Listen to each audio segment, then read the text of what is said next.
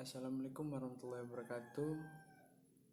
Perkenalkan, nama saya Mirian Kohar dari program D3 Akuntansi Politeknik Negeri Lampung. Di sini saya akan mempresentasikan tugas UAP mata kuliah Etika Profesi dan Bisnis yang ditugaskan oleh Ibu Sri Astuti. Oke, enjoy for watching. Pelanggaran pelaksanaan sistem ekonomi kapitalis, komunis, dan Pancasilais. Sistem ekonomi kapitalis. Sistem ekonomi kapitalis adalah merupakan sebuah sistem organisasi ekonomi yang dicirikan oleh hak pemilik privat atas alat-alat produksi dan distribusi dan pemanfaatannya untuk mencapai laba, kondisi yang sangat efektif. Kapitalisme atau kapital adalah sistem ekonomi di mana perdagangan industri dan alat-alat produksi dikendalikan oleh hak pemilik swasta dengan tujuan memperoleh keuntungan dalam ekonomi pasar. Kasus pelanggaran sistem ekonomi kapitalis. Kapitalisme yang terus tumbuh di Indonesia sampai saat ini ternyata tidak lepas dari pengaruh POC. Tentu kalian masih mengingatkan apa itu POC. Peristiwa itulah yang jadi akar kapitalisme di Indonesia. Kekejaman sistem tanam paksa oleh Belanda ini jadi bentuk nyata dari kapitalisme, yakni Belanda memeras kekayaan pribumi demi memenuhi kepentingan pemerintahannya sendiri. Setelah sistem tanam paksa ini hilang, di Indonesia merdeka, kapitalisme di Indonesia berkembang dengan bentuk imperialisme baru. Pada masa Orba, modal asing mulai masuk ke Indonesia, dan gap antar masyarakat yang punya modal dan tidak punya modal pun makin terlihat. Sayangnya, sampai saat ini sistem kapitalisme masih berkembang di Indonesia. Bisa kita lihat dari di mana kekayaan sumber daya Indonesia masih dieksploitasi oleh negara-negara lain. Meski begitu, kita pun melihat upaya pemerintah Indonesia untuk mencegah hal tersebut terus terjadi. Bisa dilihat dari kasus Freeport di Papua yang akhirnya 51% saham bisa dikuasai oleh Indonesia. Kasus pelanggaran sistem ekonomi komunis. Indonesia pernah menjadi salah satu kekuatan besar komunisme di dunia. Kelahiran PKI pada tahun 1920-an adalah kelanjutan fase awal dominasi komunisme di negara ini, bahkan di Asia.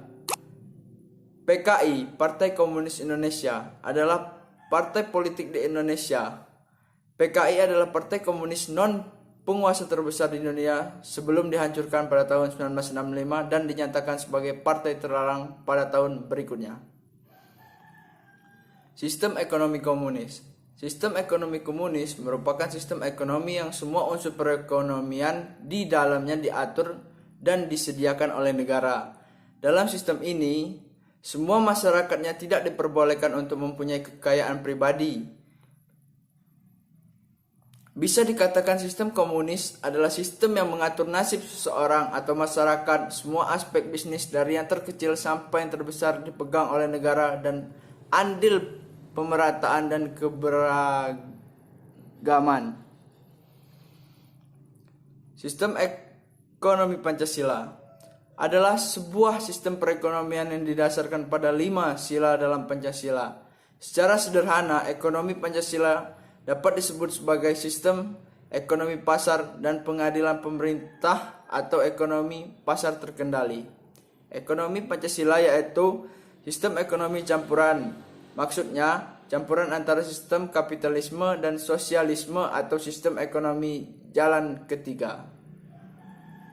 Kesimpulan, dalam menjalankan perekonomian, setiap masyarakat atau negara memiliki cara sendiri-sendiri. Setiap masyarakat memiliki cara masing-masing demi mensejahterakan penduduknya. Berbagai kebijakan akan dibuat untuk mencapai hal itu. Kasus pelanggaran sistem ekonomi Pancasila. Ekonomi Pancasila tertuang di dalam pasal 33 Undang-Undang 1945 yang merupakan representasi dari sila kelima Pancasila tersebut. Dalam kaitannya dengan Pancasila, persoalannya adalah bukan pada seberapa ideal sila kelima dan konteks negara kesejahteraan, melainkan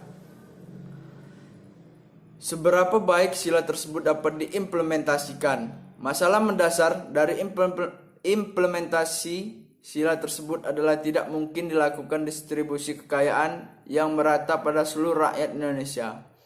Katakanlah seperti yang disebutkan oleh pasal 33 ayat 2 Undang-Undang 1945. Venezuela adalah contoh konkret dan terbaru dari persoalan ini. Subsidi berlebihan yang begitu memanjakan rakyat menjadi salah satu faktor penting mengapa ekonomi Venezuela hancur.